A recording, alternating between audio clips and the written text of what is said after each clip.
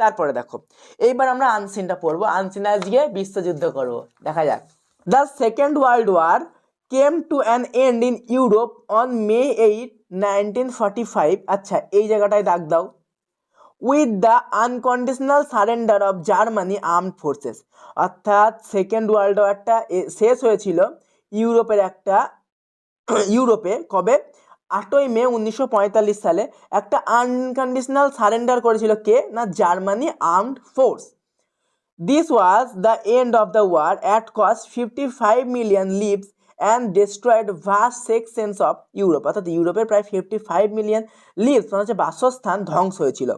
for Germany at collapse of national socialist rules also meant liberation from more than 13 years of dictatorship, অর্থাৎ Germany দেখো এখানে কি হয়েছিল, for জার্মানির ক্ষেত্রে দ্য কোল্যাপস করেছিল কার সাথে, of national socialist rule, also mean liberation from the more than